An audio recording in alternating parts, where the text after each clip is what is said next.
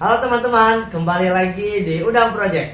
Kali ini Kak Ucai akan menemani teman-teman semua dalam pembelajaran sains ya. Namun sebelum kita masuk ke pembelajaran, jangan lupa selalu di like, comment, and subscribe ya. Kalau teman-teman ada yang butuh video yang sama juga dengan materi yang sama, teman-teman boleh share video ini, oke? Oke, hari ini Kak Ucai akan menemani teman-teman dalam pembelajaran di kelas 6 ya. Ini video lanjutan dari sebelumnya, yaitu tentang bab 3 penyesuaian diri makhluk hidup dengan lingkungannya. Namun di video kali ini kita khususkan untuk penyesuaian diri makhluk hidup dengan lingkungannya pada tumbuhan ya. Karena video sebelumnya tentang hewan, nah video sekarang tentang tumbuhan. Oke. Kakak harap teman-teman dapat mencapai tujuan pembelajarannya ya. Kakak ingatkan lagi, yang pertama teman-teman semua dapat mengidentifikasi cara hewan menyesuaikan diri dengan lingkungan untuk mempertahankan hidupnya ya. Yang kedua, mengidentifikasi cara tumbuhan menyesuaikan diri dengan lingkungan untuk mempertahankan hidup ya. Dan yang terakhir, yang ketiga, yaitu menyajikan karya tentang cara makhluk hidup menyesuaikan diri dengan lingkungannya. Nah, itu dia teman-teman tujuan pembelajaran kita kali ini, oke? Nah, yang akan kita pelajari yaitu tentang penyesuaian diri tumbuhan dengan habitatnya atau dengan lingkungannya ya. Dimana habitat itu kan tempat tinggal dari tumbuhan itu sendiri. Nanti kita akan pelajari poin pertama, tumbuhan dengan habitatnya. Yang kedua, cara tumbuhan untuk melindungi diri dari pemangsa atau yang akan memakan tumbuhan itu sendiri. Oke? Seperti yang teman-teman lihat di sini banyak sekali ya, ada contoh tanaman seperti ada eceng gondok, kemudian ada teratai, ada kantong semar, kemudian ada Venus flytrap, kemudian ada kaktus, ada pohon bakau dan pohon jati. Nah, ini semua tumbuhannya memiliki lingkungan atau habitat yang berbeda ya. Dimana kan kalau eceng gondok dan teratai, nah itu kan di air, sedangkan yang lainnya itu di darat atau tumbuhnya di tanah. Oke, nanti kita akan bahas satu persatu dari tumbuhan tersebut. Nah, yang pertama yaitu teratai dan eceng gondok. Tumbuhan tersebut hidup di lingkungan berair. Teratai memiliki daun yang tipis dan melebar untuk meningkatkan penguapan air. Apa itu penguapan air? Nah, penguapan air itu ialah perubahan wujud yang semula dari bentuk cair menjadi bentuk gas ya. Kemudian eceng gondok memiliki batang dan pangkal daun yang berongga. Hal ini mempermudah mengapung di permukaan air. Jadi bentuk dari daun dan batang eceng gondok ini dia berongga atau sedikit kembung ya. Hal ini memudahkan agar tumbuhan tersebut mudah untuk mengapung di air. Akar eceng gondok ini, akar yang dimilikinya yaitu dia sangat lebat dan berserabut. Hal ini untuk menjaga keseimbangan agar tidak mudah terbalik atau terbawa arus di permukaan air. Jadi akar yang serabut dan bentuknya sangat banyak, nah ini dimiliki oleh eceng gondok. Ya, hal ini tujuannya agar eceng gondok tersebut tidak mudah terbalik atau terbawa arus oleh air. Oke, itu dia tentang teratai dan eceng gondok. Selanjutnya yaitu kantong semar. Kantong semar merupakan tumbuhan insektivor ya, atau pemakan serangga. Daun tersebut termodifikasi membentuk kantong yang menghasilkan nektar dan enzim pencernaan. Adaptasi ini dilakukan kantong semar karena hidup di lingkungan yang sedikit mengandung unsur nitrogen. Nah, memangnya tumbuhan membutuhkan nitrogen? Jelas sangat membutuhkan. Nah, biasanya sumber-sumber lain mengatakan bahwa unsur nitrogen ini disebut juga dengan unsur hara. Hal ini berfungsi sebagai vitamin dan mineral bagi tumbuhan itu sendiri. Oke, jadi si kantong semar ini hidupnya di daerah yang sulit menemukan unsur hara atau unsur nitrogen, sehingga kantong semar dia dapat memakan serangga. Oke, selanjutnya yaitu ada Venus flytrap. Venus merupakan tumbuhan insektivor ya, sama dengan kantong semar, pemakan serangga. Daun Venus berbentuk seperti dua tangkup dan memiliki rambut sensor. Jadi di ujung-ujung daunnya dia memiliki sensor-sensor. Nah, sensor tersebut yaitu sebagai sensor jika terdapat serangga yang hinggap di daun tersebut. Daun akan menutup jika ada mangsa yang hinggap di daunnya. Jadi bentuknya kurang lebih seperti ini, seperti yang teman-teman lihat di gambar. Jadi ketika dia posisi siap atau sedang tidak memakan, posisinya terbuka. Ketika sensor menangkap bahwa di situ ada serangga, nah otomatis si daun tersebut akan menutup dengan sendirinya. Nah, gitulah kurang lebih proses dari memangsa serangga oleh Venus flytrap. Oke, selanjutnya yaitu tumbuhan kaktus. Kaktus merupakan tanaman yang hidup di daerah kering. Daun kaktus termodifikasi seperti jarum atau duri. Makanya di bagian paling luar kaktus itu dia bentuknya berduri atau seperti jarum. Bentuk tersebut berguna untuk melindungi diri dari pemangsa. Oke, jelas sekali ya. Ketika pemangsa akan memakannya, dia akan merasa kesakitan terlebih dahulu. Dia akan merasa sakit karena terkena jarum atau duri dari kaktus itu sendiri.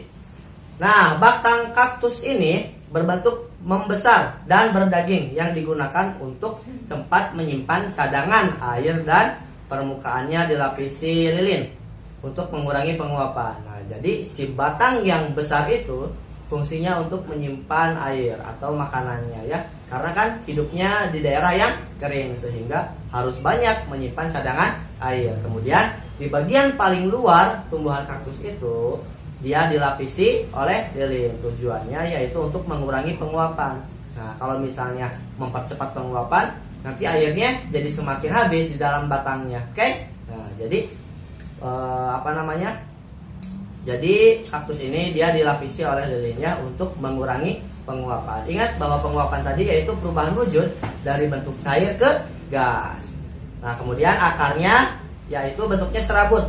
Nah, hal ini untuk memperluas daerah penyerapan air. Nah, karena serabut itu bentuknya kecil dan sangat banyak, jadi dia akan sangat bergerak liar kemana saja arahnya agar memudahkan menemukan air ketika di daerah yang sangat kering. Oke, itu dia teman-teman tentang kaktus. Selanjutnya yaitu bakau. Bakau hidup di tepi pantai yang berlumpur dan berpasir. Di tepi pantai ya, itu artinya berada di ujung pantai. Nah, hidupnya dia berlumpur dan berpasir. Jangan salah bahwa ternyata tumbuhan bakau juga hidupnya di lumpur ya, tidak hanya di pasir. Bakau memiliki akar yang tunjang yang membantu batang agar tidak mudah roboh saat terhempas ombak. Jadi akarnya sangat kokoh. Nah, hal ini memudahkan agar ketika ada arus atau ombak yang sangat besar, nah tumbuhan bakau itu tidak mudah goyang atau tidak mudah terbawa arus. Dia tetap kokoh berdiri di tempatnya. Oke? Kemudian tanaman bakau ada juga yang jenis lain seperti bakau api-api. Dia memiliki akar yang nafas yang membantu penyerapan oksigen dari udara terbuka. Jadi ternyata kalau akar nafas itu dia mampu menyerap oksigen secara langsung dari udara yang terbuka. Sama halnya seperti kita mampu menyerap oksigen secara leluasa di udara terbuka. Nah, sama halnya dengan bakau api-api ini, dia memiliki akar nafas yang dapat menyerap oksigen di daerah yang terbuka. Oke? Itu dia tentang bakau. Selanjutnya yang terakhir yaitu pohon jati. Kalian pasti sering dengar, apa itu pohon jati? Biasanya pohon jati sering dimanfaatkan oleh manusia itu sebagai bahan mebel ya, atau alat-alat rumah tangga seperti kursi, misalnya meja, jadikan lemari dan beberapa furniture lainnya.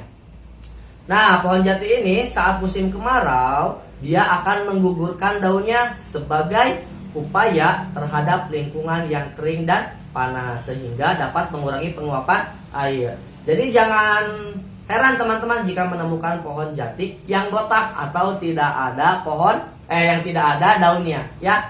Nah, hal ini wajar dilakukan oleh pohon jati. Tujuannya untuk apa? Nah, karena pada saat pohon jati menggugurkan daunnya itu artinya sedang musim kering atau kemarau dan dapat mengurangi penguapan air.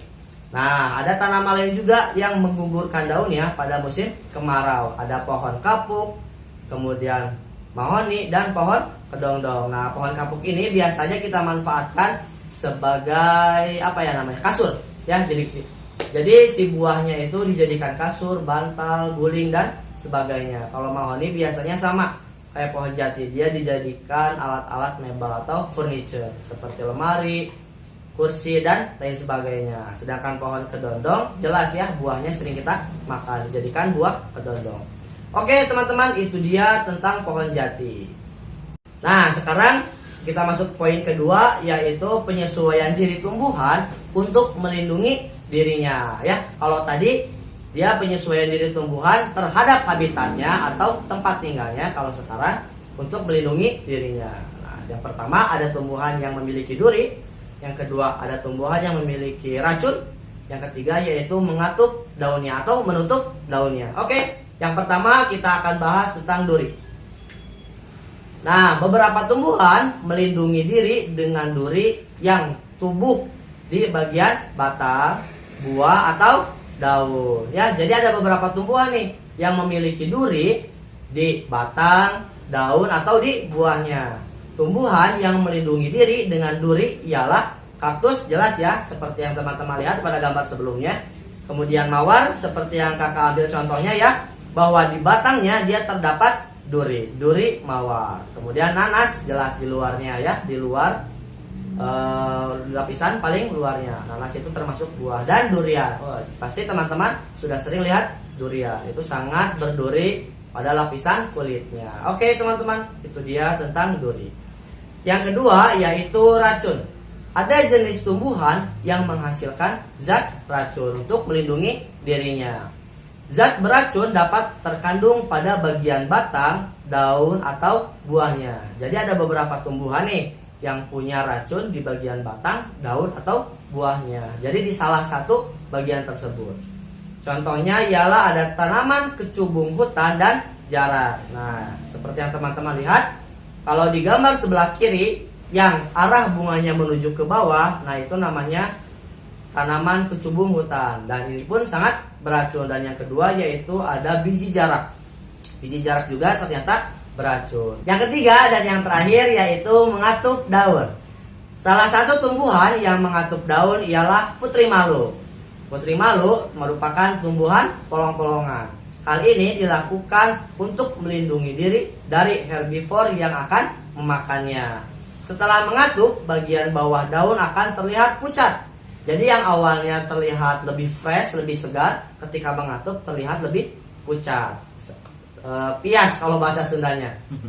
Hal ini membuat hewan yang akan memakannya mengira daun tersebut sudah layu dan tidak enak untuk dimakan. Sama halnya kayak manusia ya.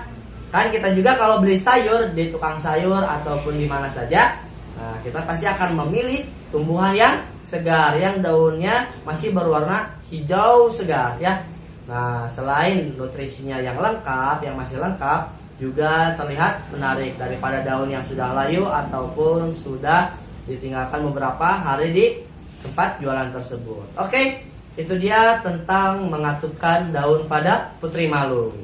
Oke teman-teman, itu dia video tentang penyesuaian diri tumbuhan terhadap habitat dan untuk melindungi dirinya. Oke, semoga video kali ini bermanfaat. Jangan lupa teman-teman, jika ada yang ingin ditanyakan, boleh diisi di kolom komentar. Selalu ingat, like, comment, and subscribe di Undang Project.